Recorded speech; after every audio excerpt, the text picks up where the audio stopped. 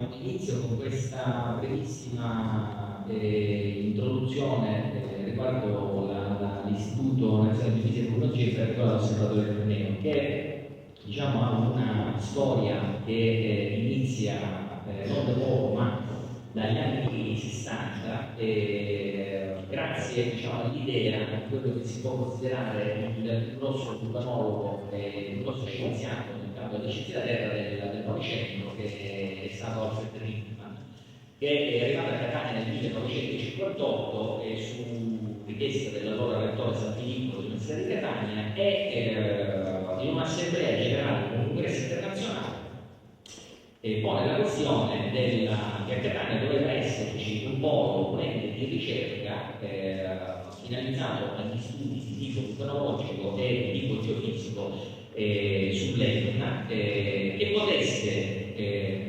essere il polo di attrazione di tutta la comunità scientifica, non solo nazionale e internazionale, e pertanto fonda l'Istituto Internazionale di Ricerche Vulcanologiche, quindi già internazionale è messo nel nome. Poi ci saranno vari passaggi semplicemente di sviluppo, ma soprattutto di cambio semplicemente del nome. Nel 68 diventa Laboratorio Internazionale per Ricerche Vulcanologiche, ma soprattutto dal 70 prende il nome di Istituto Internazionale di Vulcanologia, che è un istituto del Consiglio Nazionale delle Ricerche, è stato fondato con il patronato dell'UNESCO, quindi una struttura proprio a carattere internazionale. Allora una cosa importante è stata proprio questa, che nella storia un po' della tecnologia catanese si è andata sempre avanti a strati, cioè in alcuni periodi si sono fatti grossi passi in avanti e poi è mancata la continuità. Tutto quello che era stato fatto si è perso ed è stato riproposto molti decenni dopo, mentre dal 1960 ad oggi c'è stata una continuità su quella che era l'idea di Richtman, su quelli che erano i compiti di questo istituto sia di ricerca che di monitoraggio, che sono stati acquisiti dagli leggi dell'Istituto Nazionale di Fisica e Vulcanologia, che per decreto legge viene fondato nel 1990, ma semplicemente raccoglie a sé tutti gli enti di ricerca che si occupavano di questi campi distribuiti in Italia. Si crea un ente nazionale a Catania. L'Istituto Nazionale di Tecnologia diventerà la sezione di Catania dell'ENG. E quindi si porta avanti questa storia ormai da oltre 60 anni. Allora noi di che cosa ci occupiamo? Ci occupiamo di due aspetti principali. L'aspetto della ricerca scientifica, che poi è quello che vi farò vedere questa sera, e quindi non è legato agli aspetti del monitoraggio e della sorveglianza. E poi invece agli aspetti proprio quelli cosiddetti di servizio per il sistema di protezione civile nazionale e regionale, cioè che è legato alle attività di monitoraggio e di sorveglianza di che cosa? Delle aree vulcaniche siciliane, che sono, come vedete, i vulcani del canale di Sicilia, quindi i vulcani attivi, quindi l'area di Pantelleria, l'area di Ternea e l'area delle isole Eolie. L'INGV ha 3 scale di monitoraggio in Italia. Oltre a quella di Catania c'è quella dell'Osservatorio Vesuviano, che ha gli stessi compiti che abbiamo noi a Catania, ma che si occupa chiaramente dei vulcani di Campania, che in questo momento sono quiescenti come satelliti. E poi c'è la sala, quella più importante, che è la sala sismica, che si trova a Roma, dell'Osservatorio Nazionale Terremoti, che gestisce invece tutta la parte dei terremoti nel territorio italiano, perché fa le comunicazioni sempre a protezione civile e poi diciamo anche a tutte le azioni di gestione delle varie emergenze. Quindi, allora, spiegare che cos'è l'INGV in un minuto è impossibile, però questo per farvi capire che c'è un percorso culturale che inizia da tantissimo tempo, dove si sono formate tantissime generazioni di vulcanologi, e non solo, perché ora da diversi anni stiamo affrontando anche tematiche di tipo ambientale, quindi diciamo stiamo seguendo quello sviluppo nel campo delle scienze della Terra. E allora invece entriamo nella parte invece prettamente legata a questa sera, che è il racconto che vi farò, che tanti anni non lo faccio, per me è fare un salto indietro nel tempo, perché vi faccio vedere una serie di canzoni, quindi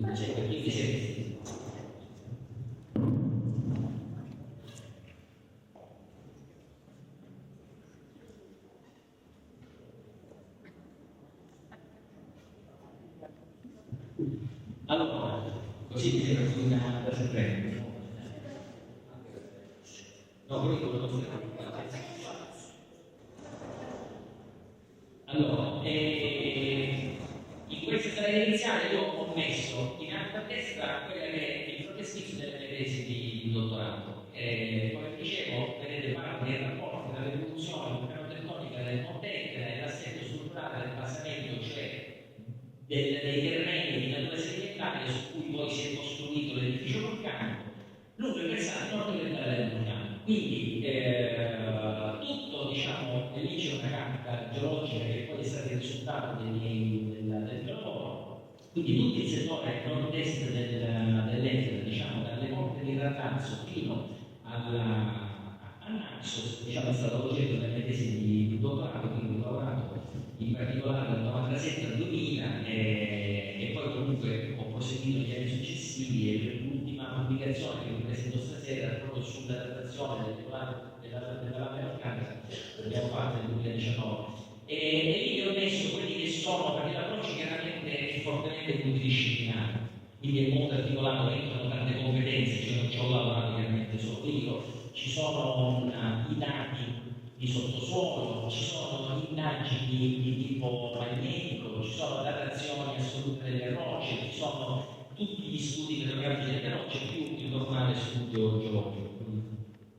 Allora, intanto iniziamo per inquadrare il luogo dove ci troviamo. Quindi noi ci troviamo in un bacino idrografico che ha un'area di 512, chiaramente oggi ha un'area di 550 km quadrati che lo vedete qui rappresentato da quelle linee a tratto nere, quindi che prende il versante sud dei monti peloritani come reticolo idrografico e il versante nord-est dell'Etna come falda acquifera profonda, l'alimentazione dell'acqua, perché abbiamo una lunghezza di 33 km. Allora, com'era questa zona circa 110.000 anni fa? Era completamente diversa, chiaramente. Perché? Perché 110.000 anni fa l'Etna ancora non si era sviluppata come oggi, cioè era attiva, ma era attiva nel versante sud-orientale, qui ancora non c'era nulla, quindi era una zona completamente libera. Allora, questa è la ricostruzione cosiddetta paleogeografica, paleomorfologica di com'era questo settore del vulcano 110.000 anni fa. E quello che viene fuori è che c'erano due valli distinte rispetto ad ora, ed è la valle che io ho chiamato del fiume Palio San Paolo, dove fra Capitale Sicilia e Castiglione Sicilia ricadono all'interno. La linea che vedete verde è la linea della cresta cosiddetta spartiacque, perché i bacini idrografici sono separati da delle creste quando la pioggia cambia e in funzione della posizione della cresta o alimenta un bacino idrografico o alimenta un altro. Ok? Quindi la cresta spartiacque divide i due bacini. Noi avevamo questa cresta spartiacque che passava, vedete, sotto Castiglione Sicilia, accanto a Alcantara e poi salive, e divideva quindi un reticolo idrografico distinto fra quello che è il fiume Palio San Paolo e quello che io ho chiamato il vecchio fiume Palio Alcantara. La cui foce era localizzata a sud di Piedimonte e in corrispondenza dell'attuale fiume Stretto. E quindi l'asse, vedete, principale del drenaggio passava a sud di Randazzo e aveva tutto questo andamento, diciamo, attuale. Prego. Allora, che succede? Qui siamo fra 110.000 e 60.000 anni fa, ok? Che comunque non è un modello geologico molto grosso, è comunque abbastanza ristretto. Che succede? Come vedete, in basso il vulcano si comincia a strutturare. Lì siamo nell'area della zona con le linee a tratto nera e l'attuale orlo della Valle del Po, sud e nord. In quel periodo lì si stava formando la base di quello che è poi lo stratocono dell'edificio attuale. Quindi si sta cominciando a formare il vulcano per come poi intenderà. Però come vedete, in quel periodo lì l'altezza che raggiunge questo vulcano è intorno ai 2400-2500 metri. Quindi il fianco nord di questo vulcano vedete se a bassa di quota, non riusciva a superare quella che era la cresta meridionale del bacino idrografico del vecchio fiume Alcantara, che in particolare passa su Bene. Bene presa era l'antica cresta del fiume meridionale del fiume Alcantara, che era più alta perché arrivava a quota di 1000 metri circa.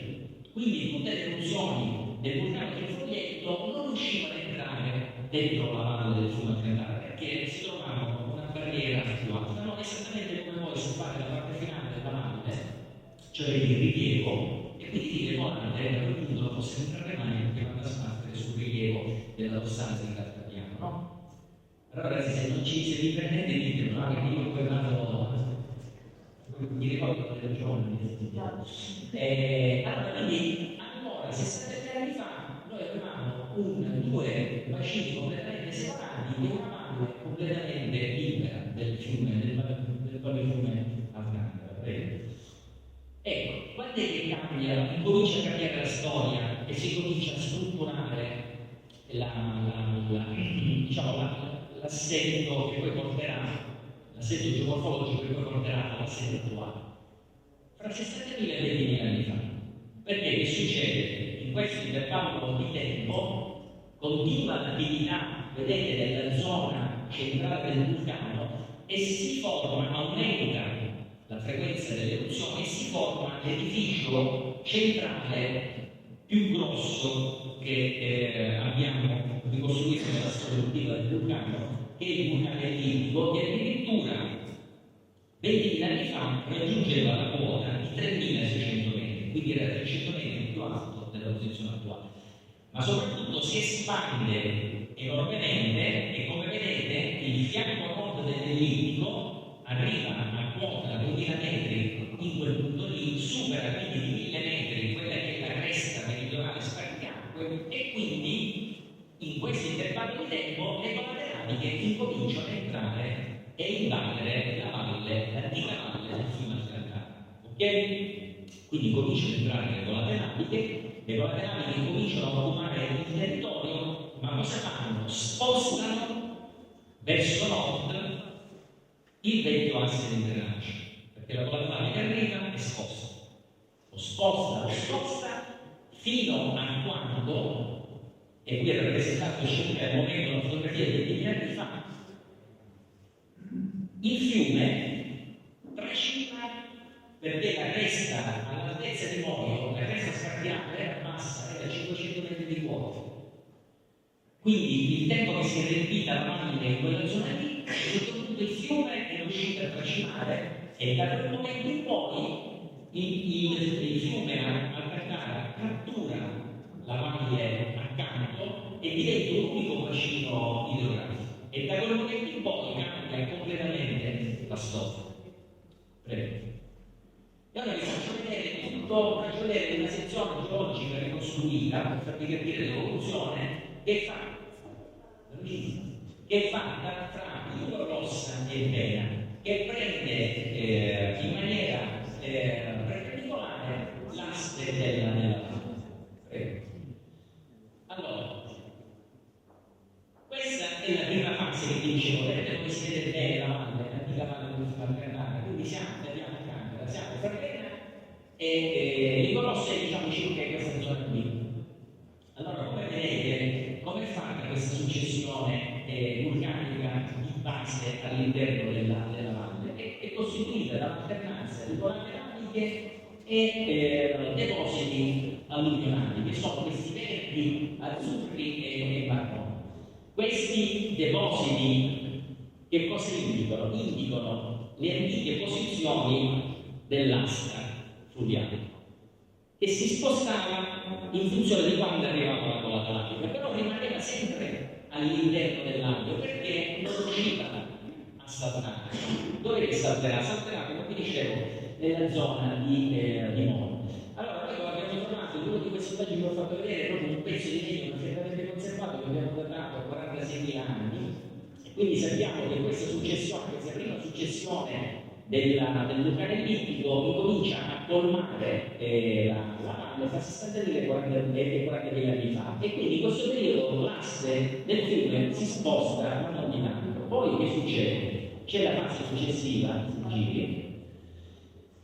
che è la fase quella fra 40.000 e 15.000 anni fa, che è il momento in cui poi il fiume salta e finisce nella zona più di Francavilla e quindi cattura l'altro fiume e cambia completamente l'assetto del bacino.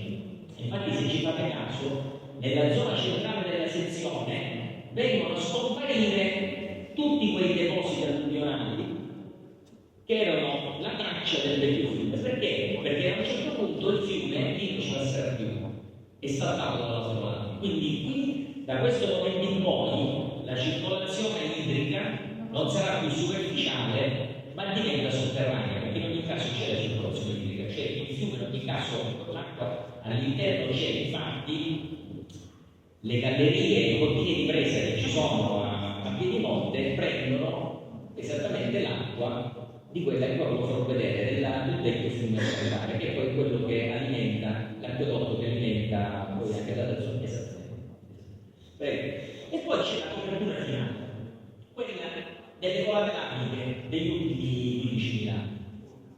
Allora noi questa ricostruzione che vedete Branca 2003, questa è stata una delle mie pubblicazioni in dottorato, ho finito nel 2000, queste sono state diciamo la pubblicazione scientifica della tesi. Questi siamo riusciti a ricostruire in dettaglio perché penso lo sapete, nella zona tra Piedimonte e Liquorossa era stata tentata la costruzione di una galleria drenante proprio per recuperare ancora più acqua. Poi il progetto fallì completamente perché non avevano fatto adeguati sondaggi, carotaggi, ma si erano basati solo su immagini geofisiche, e quindi la galleria iniziò a piantare in uno di quei porti fortemente argillosi e comunque fallì questa cosa. Noi, grazie al professore Ferrari, abbiamo recuperato tutti i dati, che erano tutti i carotaggi, quindi si potevano studiare tutte le singole domande che hanno bucato tutta la successione prima di arrivare alla base. Quindi diciamo è stato un lavoro estremamente affascinante, ma soprattutto unico, perché c'era una densità di dati che per tutto il resto del tecnico non ci sono.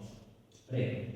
Ecco, allora questo è la circolazione idrica sotterranea che c'è a partire dagli ultimi 20.000 anni. Quindi vedete che c'è una circolazione idrica che si divide in due direzioni, perché tra Castiglione e Liquorossa c'è uno di quei corpi che avete visto in profondità sedimentali, fatti di argille, cioè legati sempre al vecchio fiume, che crea una zona di divisione del flusso sotterraneo e divide il flusso che alimenta l'attuale fiume Alcantara dal flusso, vedete, quello che gira e che invece alimenta le sorgenti di fiume freddo, la burna di fiume freddo e soprattutto le gallerie drenanti della zona di fiume freddo. Quindi c'è tantissima acqua che addirittura alimenta il fiume e le sorgenti. Prego. Ok, adesso entriamo nel dettaglio. Questa è appunto l'area, quella che io appunto ho studiato in quei 3 anni, che è la carta geologica del settore nord-est dell'Etna. In sintesi, con il colore di viola sono rappresentate quello che rimane, un po' che ancora è il fioramento delle colate laviche del famoso vulcano olimpico, cioè quello che ha causato la tracimazione del fiume. Il resto, che vedete con le tonalità diverse di arancione e di rosso, sono le colate laviche degli ultimi 15.000 anni, quello che sostanzialmente hanno mascherato completamente quella che era, e quindi non è più riconoscibile, quella che era la morfologia della vecchia valle. Prego. Ora noi ci focalizziamo su questa zona di quella fra Castiglione e Francavilla in Sicilia e il Morio Alcantara. Eccoci qua. Allora, in questa, vi ricostruisco le singole fasi di invasione atlantica. Allora c'è un sondaggio qui anche molto importante che è stato fondamentale, che è il sondaggio Cicoluno, che ha localizzato tutto il fiume all'altezza circa di Castiglione, che ha perforato per 146 metri la la successione vulcanica, e cosa è venuto fuori? Che è costituita in quella zona lì che è importante, da 4 collaterali sovrapposte, quindi da 4 eruzioni distinte, e separate in alcuni casi da depositi di natura alluvionale, cioè che significa che c'è stato un tempo lungo fra un'eruzione e l'altra, perché c'è avuto il tempo di formarsi questa alluvione. Le prime 2 colate, no, anzi la più profonda, la colata chiamasi bianca, non è affiorante, quella si trova solamente nel pozzo. Le altre invece le abbiamo riconosciute sul terreno. E questo è il punto che vi facevo vedere. Le linee nere che ho sovrapposto sono le curve di livello del basamento sedimentale, cioè di quella che era la struttura prima che arrivasse al collaterale, che come vedete si vede la cresta spartiacque a 500 metri che passa a est di Verzella, e lì ancora c'è l'affioramento delle rocce, penso che poi vi siete qui le conoscete, quella è ancora il relitto della cresta spartiacque, da dove è saltato il fiume. E poi basta vedere accanto subito a est di Montemollo. Prego. Eccoci qua. La prima collateralica che passa è quella che abbiamo chiamato di Doggio, si dice giusto, perché affiorano dei piccoli letti nella località di Doggio. Dove passa? Passa esattamente da quella zona lì, dalla zona di Verzella, perché già aveva raggiunto la quota di 500 metri, quindi si inserisce all'interno del fiume. Prego. Che succede? Siccome durante l'ellittico le eruzioni in questa zona non arrivano di frequente, c'è sempre un intervallo di tempo, quindi dopo una fase di invasione lavica c'è una fase di erosione. Qui la fase di erosione fu molto grossa, tant'è che vedete la colata dal fondo del fiume è stata completamente erosa, sono rimasti solamente appesi quei 2 piccoli terrazzi nautici della zona, vedo che c'è ci siete voi rilassatissimo, non è concitatissimo, e si forma una gola che io ho chiamato ovviamente gola di Verzella, cioè la cresta di 500 metri è stata ancora più erosa e quindi era ancora più facile fare passare le collaterali. Ecco, e siamo quindi in questo momento, se noi facciamo riferimento al sondaggio C1, in questo momento siamo in questo punto qui. Siamo nel deposito alluvionale che si forma in questa fase erosiva. Quindi questa lava, perché non la troviamo nel sondaggio C1? Perché è stata erosa. Prego. Qui troviamo la prima colata che troviamo. Allora chiaramente sono schematizzate, perché io chiaramente non ho qui gli elementi per ricostruire perfettamente, no? Ci abbiamo solamente i punti di aggancio con i sondaggi. Comunque, dalla coda di Verzella passa tra 40.000 e 20.000 anni fa, quindi il fiume è già saltato, ok? Già cambiato tutto, già il fiume, diciamo, la Cantara già è nella sua posizione attuale. Passa dalla coda di Verzella, questa colata lavica che per avere una spessore di 5 metri è chiaro che si sta fermando in quella zona, quindi a Francavilla questo non c'è mai arrivato, si ferma prima di 5 metri e niente, quindi siamo, diciamo, a fronte là. Prego. Un'altra colata lavica che ci troviamo in questa zona sempre di Verzella, e questa qui affiora dove passa la ferrovia, quella lì, prima avete ricordato tutto, non ne ricordo. Questa non arriva, non si becca né a sondaggio C1 e ne arriva a Francavilla, perché siccome sono colate che vengono dal versante nord-est del vulcano, quindi diciamo arrivano i fronti nautici che si arrestano in questa zona. Prego. Ecco, questa è stata interessante perché in questa zona in realtà ci sono diverse fessure eruttive, c'è zone dove è venuta l'eruzione e in particolare c'è una fessura eruttiva che è conservata esattamente nella zona dove passa questa ferrovia abbandonata che è stata fondamentale, quella che doveva raggiungere il randazzo, il binario morto praticamente. Okay? Lì affiora un deposito di una fessura eruttiva e quindi addirittura è all'interno del fiume, della valle, che rimette però una piccola colata magica che è quella che si inventa per 34 metri nel sondaggio Cicoluno e che all'inizio poteva essere un indizio della fessura ultima della colata magica poi reale del fiume Alcantara, però si è visto che la composizione delle rocce di questa fessura eruttiva sono completamente diverse da quelle dell'Alcantara, quindi e comunque poi è coperta dalle colate successive, quindi è molto più bella. Arriva la colata di incontrare la batteria che si trovano nell'orto e questa lei comincia a coprire un po' la fessura eruttiva, però lei sempre passa da questa coda di mezzella, però non riesce a raggiungere il sondaggio Cicoluno e anche questa non interessa. Poi considerate quante navi si stanno accumulando in quella zona. Andiamo avanti, siamo sempre sull'ellittico, andiamo avanti. E arriviamo all'eruzione di Mori. Qui c'è l'eruzione di Mori. L'eruzione di Mori viene da tutt'altra parte, perché viene proprio da Mori.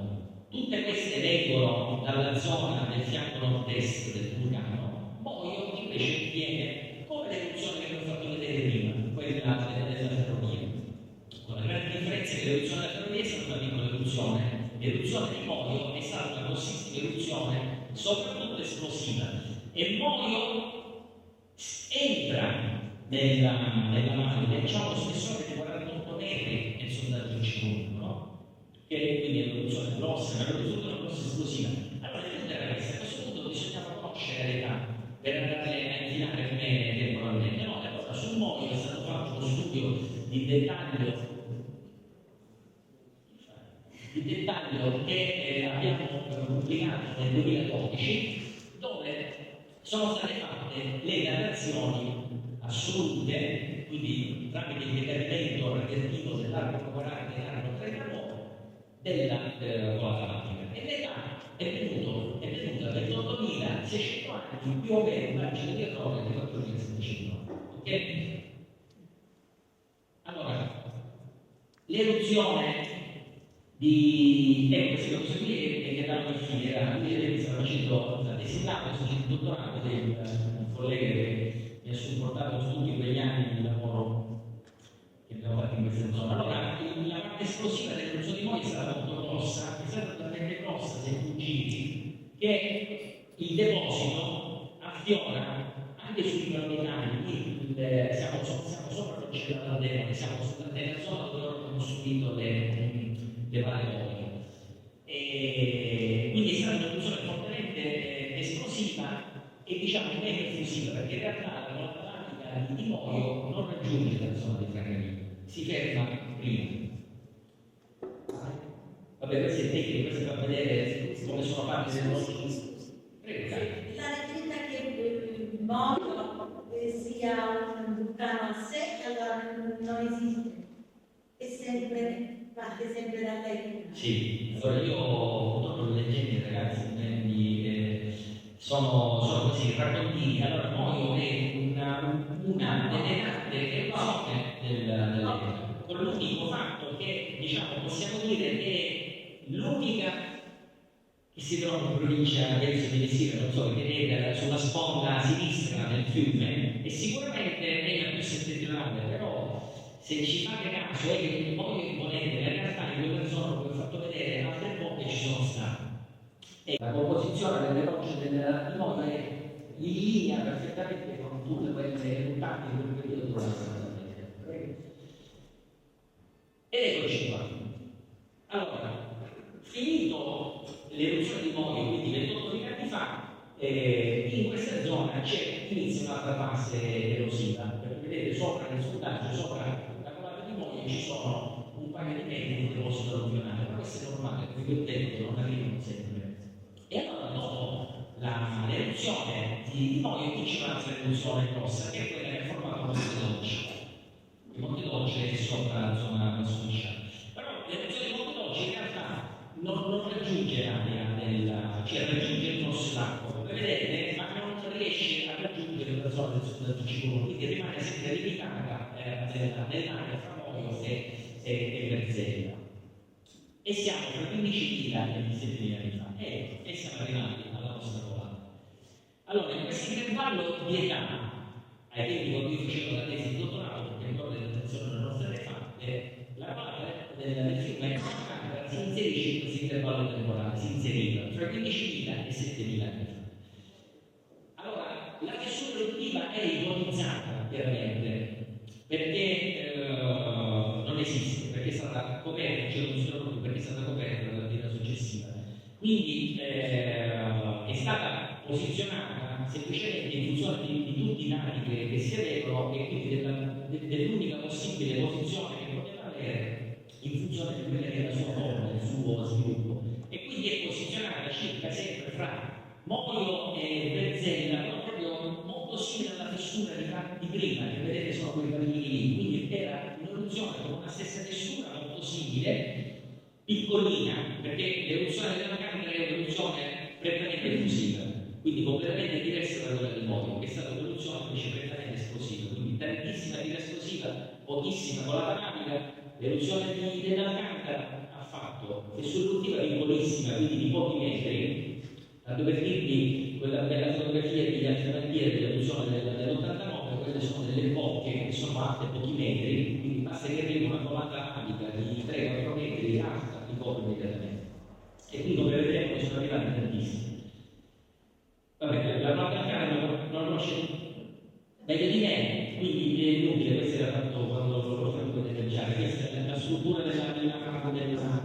Quindi le bocche orientativamente sono posizionate in quella zona, gira, e ora qui inizia lo studio di dettaglio che abbiamo fatto nel 2017 e 2019. Allora, l'obiettivo era ricostruire complessivamente le dimensioni di questa colata navica e capire quanto si estendeva a mare. Perché chiaramente noi vediamo un pezzettino oggi, dovete considerare che il livello del mare nel tempo varia, negli ultimi 10 anni, per 10 anni è cambiato tantissimo, perché dovete pensare che 12.000 anni fa il livello del mare era 60 metri più in basso, quindi la linea di costa era molto più in basso. Allora, questo come si fa a vedere? Come si fa a vedere dov'è la colata sotto il mare? Facendo dei rilievi aerei con un magnetometro, cioè che misura l'intensità del campo magnetico. Qual è il discorso? Che le rocce vulcaniche, essendo ricche in minerali di ferro e magnesio, hanno una risposta magnetica molto diversa rispetto alle rocce sedimentali circostanti. Quindi si vede subito l'impronta magnetica. E l'impronta magnetica, se quindi della colata della Candra, è esattamente quelle linee, quel rosso, quel viola e quel verde, che fanno vedere come in realtà la colata si estende oltre Capo Stisò per altri 4 km e forma un delta magmatico enorme.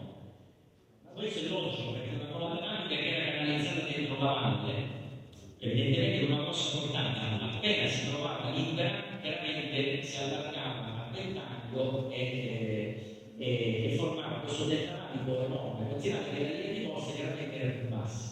Quindi sappiamo dove è arrivata la colata magmatica, ok? Con questo rilievo. In più, proprio perché vi dicevo, in questi 15 anni il livello del mare è variato, nella zona proprio di Capo Stisò ci sono i relitti dell'antica linea di costa. Infatti ci sono dei barani che ci sono attualmente, sono delle conchiglie che vivono fra il livello dell'acqua e della bassa marea. Quindi quando voi usate le immagini della scogliera, questi si vedono ancora. E sono degli indicatori, infatti, di linee di costa. Quindi questi qui si trovavano a 5 metri di vuoto. Quindi era la vecchia linea di costa che è stata datata, a questi tempi che ho fatto il dottorato, 6.000 anni, più o meno 60, quindi intorno a 6.000 anni dal presente. Quindi questo già ci diceva che la colata della Candra era sicuramente più vecchia di 6.000 anni fa, perché 6.000 anni fa in realtà si stava formando questa linea di costa, perché quindi la colata già c'era, da quando potete vedere un po' di tempo. Allora, come si fa? Come abbiamo fatto a datare la colata della Candra? Si data con un metodo molto complicato, molto complesso, che è il sono le datazioni paleomagnetiche, che è un metodo geofisico che permette di fare una stima sul periodo in cui si è messo in posto la colonna magnetica. Perché la posizione del campo magnetico terrestre si muove nel tempo, in questo momento si sta muovendo anche, si sposta sempre, quindi gli scienziati cosa hanno fatto? Hanno ricostruito la posizione nel tempo, nello spazio del polo magnetico, andando indietro nel tempo. Allora, quando la colonna magnetica fuoriesce a 1000 gradi, i minerali di ferro e magnesio non sono orientati, sono flussi, cioè non sono orientati all'interno del flusso. Quando la colonna magnetica si comincia a raffreddare sotto i 600 gradi, i minerali di ferro e magnesio si orientano e si girano e danno l'impronta di quella che era la posizione del campo magnetico nel momento in cui si è raffreddata la colonna. Quindi, allora io sto cercando di semplificare un argomento complessissimo, questo per farvi capire qual è il metodo, ok?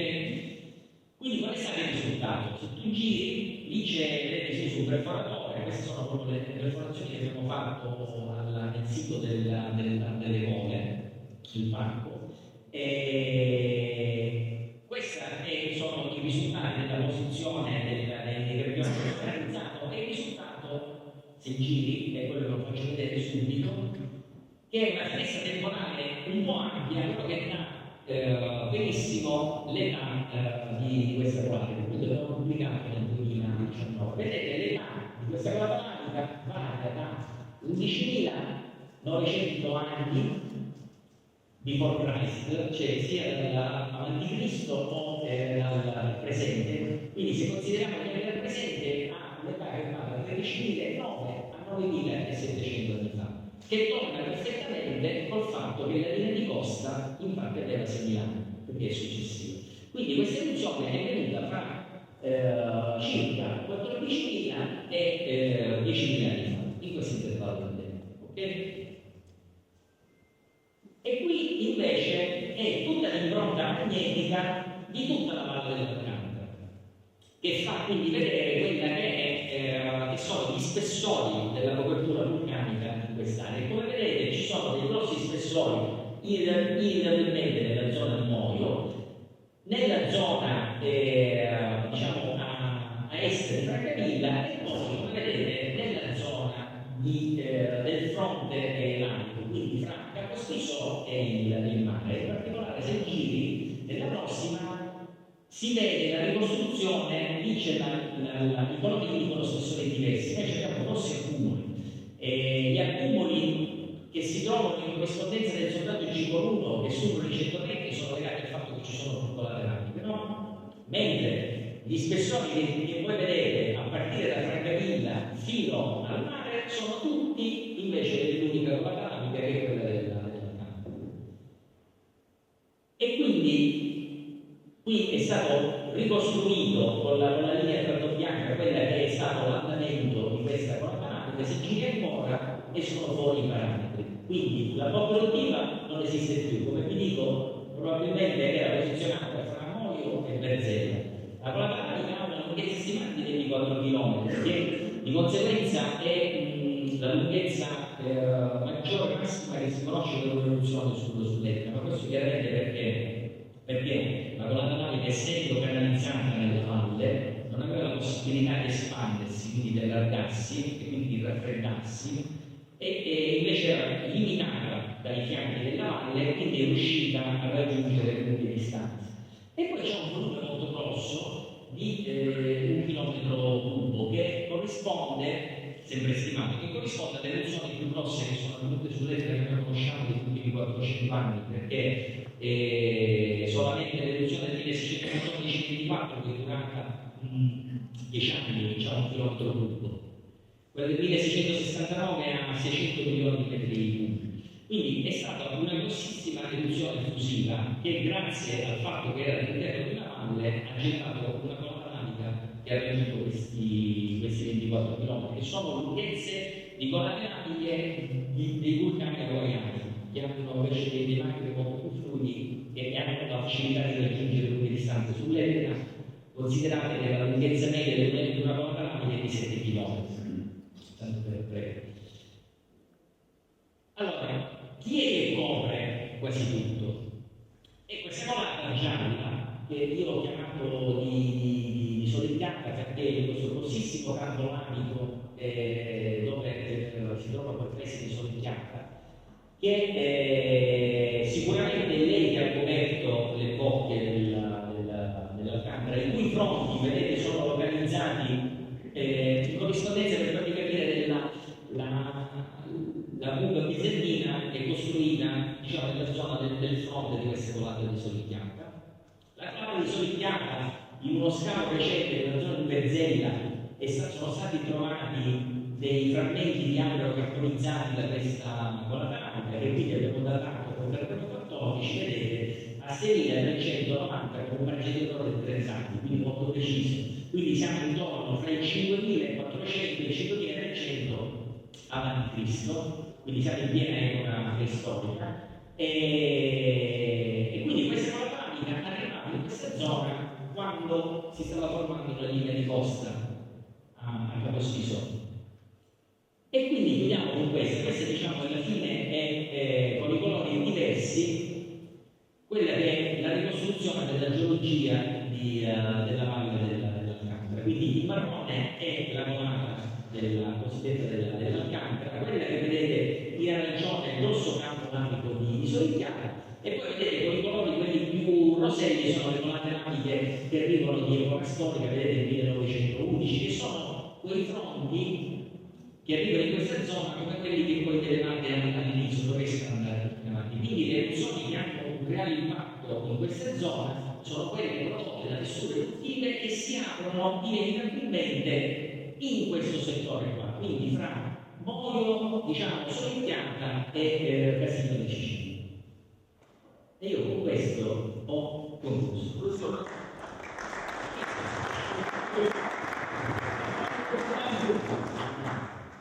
Una domanda importante per noi che vediamo. Sì. Cosa è successo effettivamente alle scuole dell'Alcantara? La natura di questi principi colonnari, la natura è legata a un aspetto tectonico.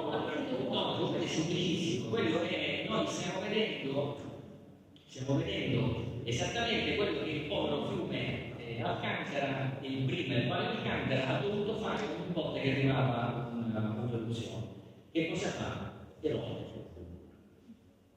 E si riprende, cioè, e si riapprofondisce, perché i fiumi, tutti i fiumi, cercano di raggiungere quello del cosiddetto profilo di equilibrio, cioè arrivare alla stessa quota del mare. E quindi si fa.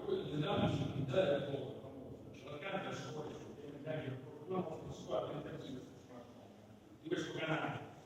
Quel canale è legato all'effetto di rosso. E così che cosa ha fatto? Fa vedere la struttura interna della colata lamica. La colata lamica, come avete visto, ha spessori che i più piccoli sono su 40 metri, si arriva anche ad 80 metri. Quindi, che succede? Ha un raffreddamento che è diverso dalla tipica colate lamiche che hanno piccoli spessori e si raffreddano velocemente, e quindi non si riescono a formare le strutture di contrazione regolari che poi sono praticamente come queste cose qua, vedete, sono i prismi, perché i prismi si formano quando tu hai grossi spessori e lenti raffreddamenti.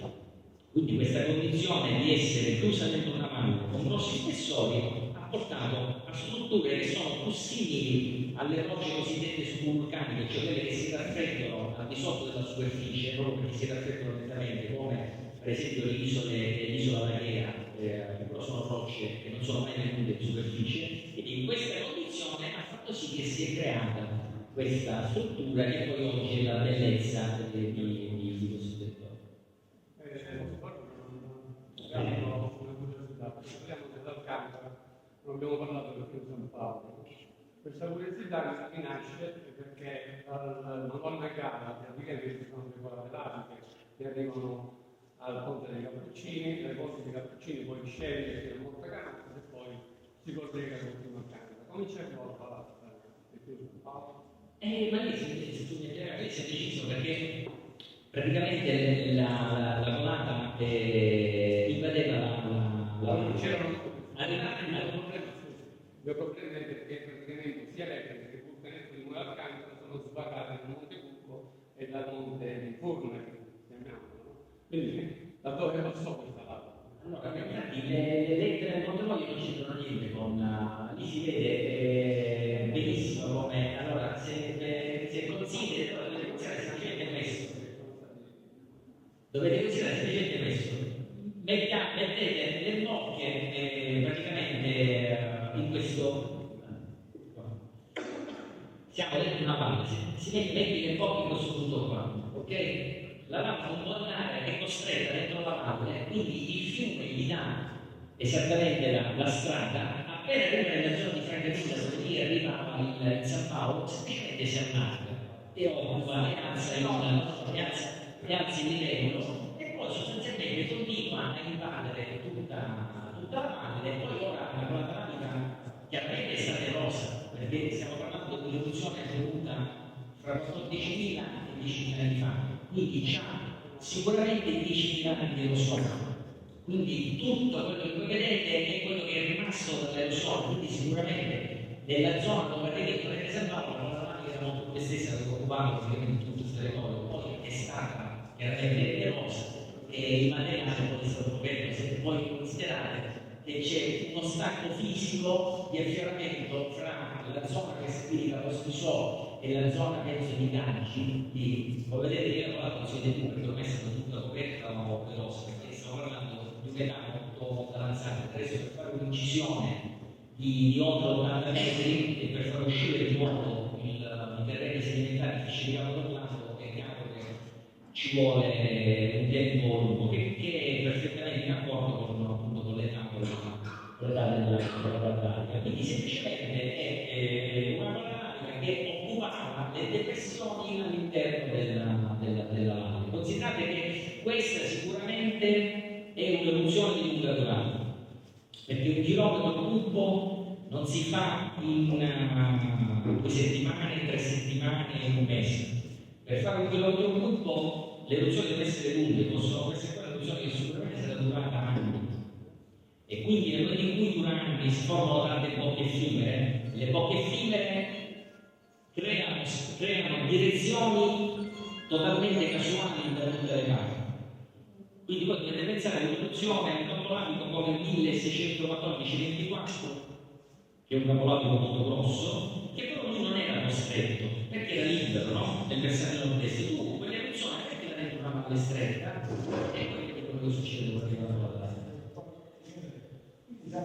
Il Monte Castello, dove c'è il castello? Sì, il Monte Castello è un piccolo, diciamo, non è un vero propositorio, deve essere spartiato delle due bacini locali. Comunque è una cresta, è una cresta che comunque ha diviso il flusso avico. Il flusso avico praticamente lo ha girato completamente, lo ha circondato e lo gira a tutti gli effetti è diventata quella che si chiama un'Antartide, perché è completamente isolato dalla e 10 anni dell'evoluzione.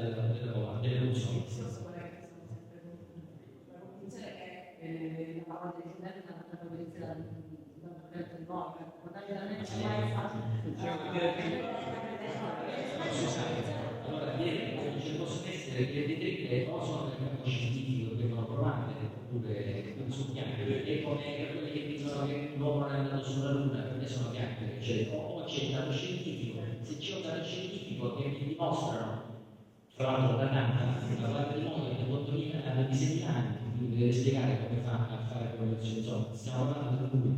Diciamo le cose non si affrontano seriamente dal punto di vista scientifico, devo dire che fino a che non abbiamo iniziato a fare i lavori di cartografia geologica c'erano solamente tante chiacchiere, perché la cartografia del 79 non aveva portato nessuna chiarezza su questi aspetti, perché aveva il grande limite che in quegli anni non esisteva, non erano state sviluppate le tecniche di datazione.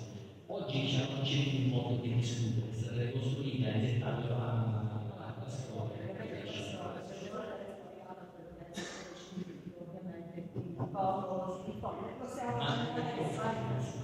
Lo stiamo facendo. Io vi posso fare il giro con le rete di allora comunque noi in comunicazione c'è tantissima, c'è uno sforzo enorme Moio entro Regione perché fa parte del vulcano ellittico e ha 26.000 anni. La ragazza dell'Etna è scaricata sul sito dell'NGU dal 2011. Abbiamo fatto le memorie della carta geologica in italiano apposta, ci ho messo un tempo per perché l'italiano è molto semplice. Poi secondo me le liste bisogna un minimo studiare per informarsi, e anche se non sono complicate poi si spiega.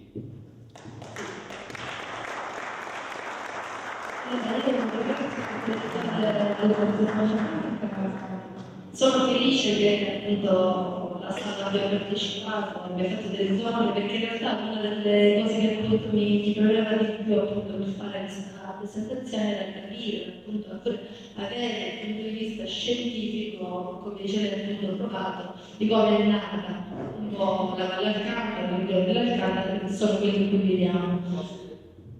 Però mi stupisce me questa cosa, ora non per dire, che secondo me la parte più affascinante per me è stata ricostruire com'era la valle prima, piuttosto che sapere chi e come, assolutamente quella è la parte più bella. Tra l'altro è una parte fondamentale perché il fatto che abbiamo perso la vecchia valle dell'Alcantara, però che cosa abbiamo recuperato? Abbiamo recuperato un acquifero profondo che persone non avevano e quindi abbiamo raddoppiato il contenuto di acqua. E quindi in questo momento il fiume, l'antico fiume Alcantara scorre ancora nella sua vecchia zona, però chiaramente non si ricordo. Questa è mi ricordo quando facevo la strada per andare alla zona di Masso Pisciano, la strada proprio dalla strada di Vito Rosso, mi ricordo sulla nazionale è circa la posizione del vecchio asse. Era molto vicino alla